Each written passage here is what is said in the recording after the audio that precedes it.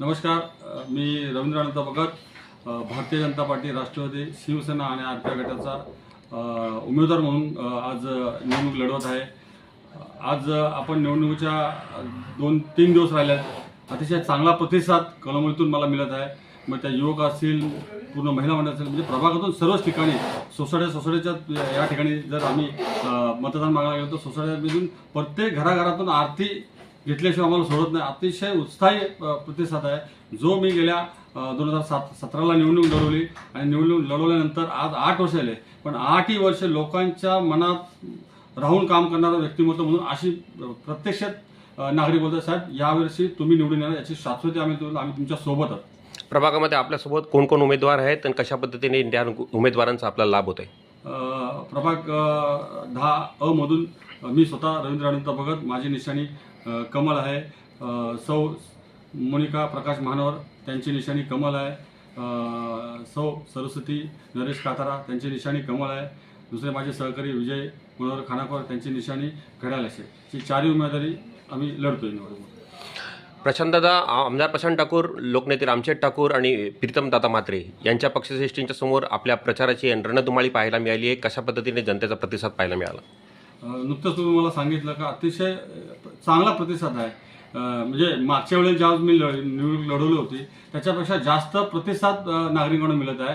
साहेब, आपण ज्या पद्धतीने कामं केली, मग त्या कामामध्ये मी सुरुवातीला आघाडीमध्ये होतो, पण आघाडीचं काम करत असताना आदरणीय आमदार प्रशांतदादा ठाकूर त्यांनी माझं काम पाहिलं. त्यांनी बऱ्याच यांच्या कार्यकर्त्यांकडे माझ्याकडे हे दिलं आणि आदरणीय देशाचे पंतप्रधान नरेंद्रजी मोदी साहेब यांच्या विकासाच्या दृष्टिकोनातून जो विकासाचा पर्व भारत देशभर चालू आहे त्यांच्या कामाच्या याच्यावर प्रेरित होऊन आदरणीय आमदार प्रशांतदादा ठाकूर आणि प्रीतमदादा म्हात्रे सर्वच मान्यवर यांच्या नेतृत्वाखाली काम करत बसलो आणि आज अतिशय सुंदर प्रतिसाद नागरिकांना मिळत आहे. काम करत असताना मी ज्यावेळेस आंदोलन उपोषणं केली त्यामध्ये कळमनुरीतील विविध विकास कामे, मग रस्ते असतील, गटारे असतील, ड्रेनेज लाईन असतील, आज या ठिकाणी असणारा जो पाण्याचा प्रश्न आहे, मूळ मुद्दा पाण्याचा प्रश्न आहे. मी निवडून आल्यानंतर 100% निवडून जनतेच्या जेवढे येणारच असा कौल मला आज मिळतोय.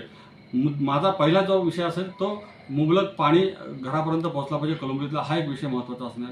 दुसरा महत्त्वाचा मुद्दा जो मी क्रीडा म्हणजे युवकांकडनं पाहतोय, ज्या युवकांना आज छत्रपती शिवाजी महाराज क्रीडांगण आहे, क्रीडांगणामध्ये रोज म्हणजे आपण पाहिलं तर त्या ठिकाणी मुलांना एवढी आवड आहे क्रीडांगणाची प्रति का सकाळ संध्याकाळ त्या ठिकाणी असतात. सॅटर्डे संडे तर ते नेहमीच मॅचेस असतात. त्या ठिकाणी क्रीडांगण एक चांगल्या पद्धतीचं क्रीडांगण व्हावं. त्या खेळणाऱ्या क्रीडांगणाला म्हणजे जो युवक आहे त्यांना अतिशय चांगल्या पद्धतीचा प्रतिसाद देणारा म्हणजे प्रात्यक्षिक घेणारा क्रीडांगण डेव्हलप व्हावं अशी अपेक्षा त्या ठिकाणी ठेवली आणि आज तो विजन मी आमदार प्रशांतदादा ठाकूर साहेब यांच्याकडे दिला.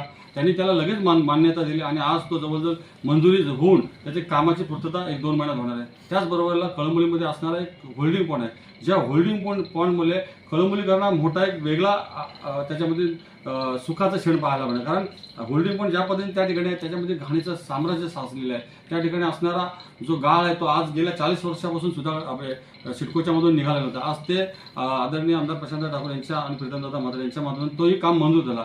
त्या ठिकाणी असणारा जो तलाव आहे त्या तलावाला पूर्ण 4 साईडून प्युअर ब्लॉक नाव आहे. म्हणजे पनवेल महानगरपालिकेने जो बांधलेला तलाव आवडला तलाव आहे त्या धर्तीवर त्याच्यापेक्षा दुपटीनं हा कळमनुरीचा धारण तलाव हा सुशोभून आहे आणि ते सुशोभून झाल्यानंतर तिथे काय होणार आहे तर त्या ठिकाणी त्या सुशोभून केल्यामुळे या ठिकाणचा डेव्हलपमेंटला त्याचा रेडी टेक्नॉलॉजीला त्याचा फायदा होणार आहे. त्याच्यामुळे कळमनुरीकरांना त्याचा एक वेगळा इलाजी भाग असेल, त्यामध्ये एकदम आनंदाचा वातावरण. कारण शेवटला कळमनुरी पाहिलं तर हे मध्यमवर्गीची आहे. कळमनुरीमध्ये विकासाच्या दृष्टीने असं मोठं कुठलं डेव्हलपमेंट झाले.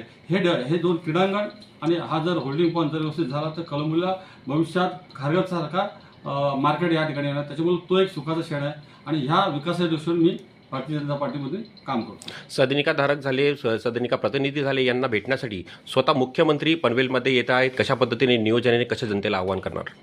मी आपल्या ह्या चॅनलच्या मधून माझ्या सर्वच कळमनुरीतील सोसायटीचे अध्यक्ष असतील, कमिटी मेंबर असतील, यांना सर्वांना विनंती केली. आदरणीय आपल्या महाराष्ट्राचे मुख्यमंत्री देवाभाऊ हे स्वतः आपल्या कळमनुरीमध्ये या ठिकाणी मिटिंग घेण्यासाठी, तर सोसायटीच्या लोकांना काहीतरी मार्गदर्शन, सोसायटीच्या लोकांना आपलं विजन काय हे सांगण्यासाठी या ठिकाणी मी आपल्या या व्हिडिओच्या माध्यमातून एवढंच सांगेल का सोसायटीच्या सर्वच कमिटी मेंबरनी या ठिकाणी यावं. भविष्याच्या दृष्टीने जे डेव्हलपमेंट होते, भविष्याच्या ठिकाणी जो विकास होतोय या पुढे येणारा या ठिकाणी IT पार्क क्षेत्र आहे, एअरपोर्ट आहे, महानगरपालिका, इथे हजारोच्या संख्येने युवकांसाठी रोजगार तयार होणार आहे.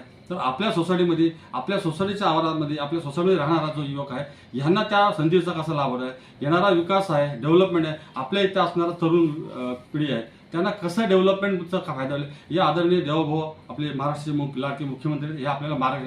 तर आपण येणाऱ्या 12 तारखेला त्या ठिकाणी जो वेळ आहे, आय थिंक सो मला वाटतं 3 वाजताचा टायमिंग आहे, तर सर्वच कळंबीतल्या सोसायटीच्या कमिटीने त्या ठिकाणी उपस्थित राहा अशी विनंती करतो आणि थांबतो. जय हिंद, जय महाराष्ट्र.